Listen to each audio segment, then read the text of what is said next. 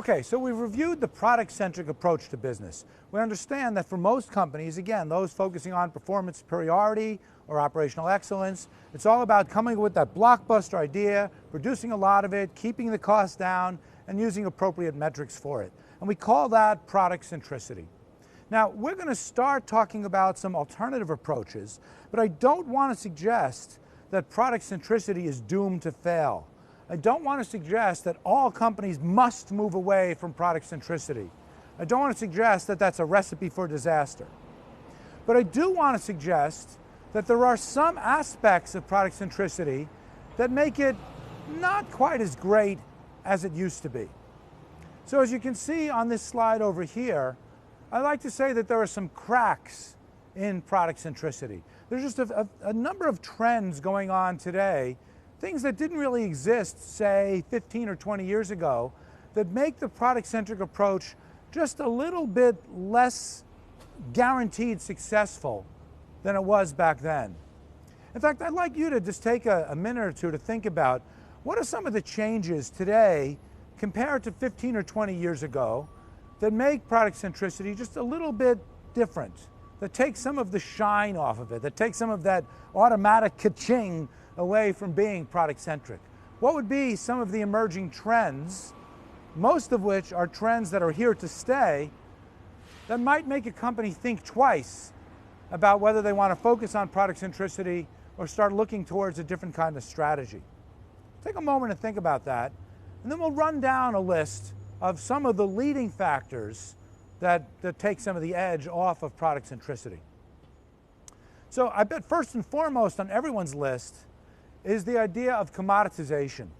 See, back in the old days, it was so hard to come up with and manufacture a new product or deliver a service that you would stay steps ahead of all of your competitors for a long period of time before they could come up with an equivalent idea.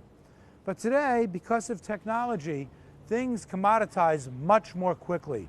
Product life cycles are getting much, much shorter. Companies know that as soon as they launch something new, they have to have the next new thing already in process.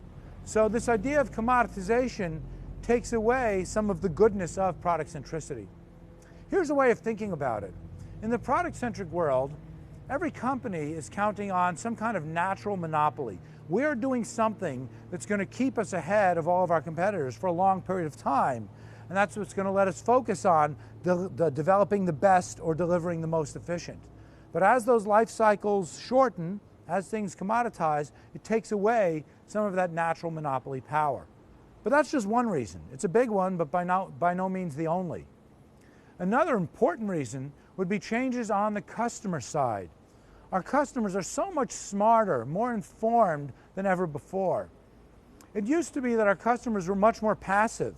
They would take whatever products and services that we would give them and they would say, oh, that's great, terrific, thanks very much. I'll figure out how to use it. But today's customers are much different than yesterday's customers. They're much more informed, they're much more demanding, and they're much savvier. And again, a big reason for this is the internet, information technology. Customers are so much more aware of options that are available to them, or options that might not yet be available to them, but that they clamor for, than they ever were before. Again, the customers aren't passive like they used to be. So smarter customers put much more demands on companies and make it harder for them to extract as much value out of the products and services that they deliver. And a third way that technology makes life a little bit more difficult for product-centric companies is the idea that products are now available everywhere instantaneously. If you think about what FedEx or DHL or UPS does, they take away some of that natural monopoly power that a company had. In the old days, companies would rely on the fact that no one else had a product like them. But even if other companies did have a product like them, customers wouldn't be aware of it. And even if customers were aware of it, customers wouldn't have access to it. But today, because distribution technology brings everything everywhere overnight if you want it, it's much harder to protect yourself from other products and services that are available in other regions. So there's all kinds of ways that technology takes some of the edge off of product centricity. But by no means is it limited to technology. Part of it is a mindset. People are thinking globally much more than ever before. So customers are much more actively looking for products and services from other regions than they ever were before. And then there's the issue of deregulation. Again, regulation was a way that gave companies monopoly power, that they were the only game in town and customers had no choice. But as one industry after another deregulates, companies need to be much more competitive, and it's much harder to stay a step ahead. And in some cases, it's not deregulation, but it's re-regulation. It's regulations that are making markets much more competitive. So again, that's another reason why product centricity just isn't what it used to be. A sixth reason comes back to the customer again. Not only is the customer smarter, but as I mentioned before, customers are far more demanding than they ever were before. So in the old days, it was good enough just to let the customer take a bunch of products and services and figure out what they're going to do with it. Figure out how those different products and services are going to help them solve the problems that they have. But today's customer is much more demanding and is insisting that companies not only deliver them one product or service at a time, but bundle together products and services, sometimes including products and services that the company might not make any money on.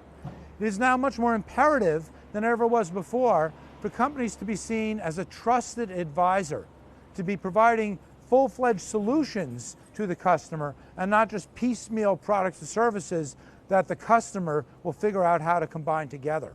One of the great stories along these lines is that of IBM.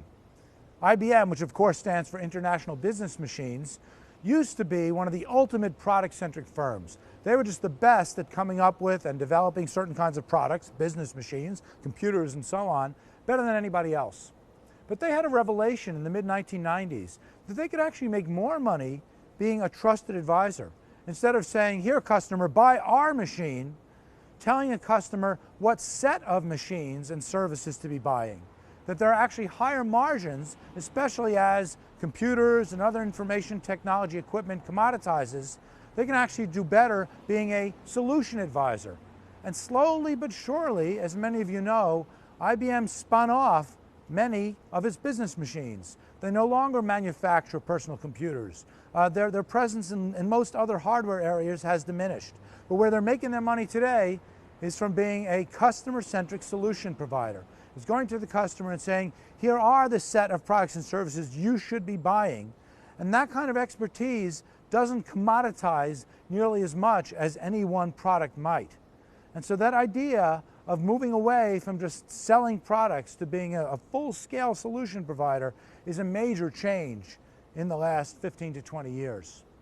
And there's one more point that I want to talk about with you, and it's not necessarily the most important crack in product centricity, but it's one that I like to think about a lot, and that's the data. See, today's technology enables us to collect and manage and utilize data about customers in a way that we just could have never imagined before. So if you think about old companies, think about Henry Ford, who was one of the real originators of product-centric thinking. He had no idea how many customers he had. He didn't know whether he was selling one car to each of 10 million different people, or whether he was selling 10 million cars to one person. He didn't know, and frankly, he didn't care that much, because he was so product-centric in his thinking that it was just a matter of turning that crank, of pushing products out the door, of keeping the volumes up and keeping the costs down. But today, given these other cracks in product centricity, it's much more important for companies to be using the data about their customers, to be understanding who's buying what, and for how long, and what other products that they're buying. So the information systems give us the possibility of developing business models that were unimaginable before, but could actually be more successful than the product-centric approach. And I want to give you a couple of examples of that.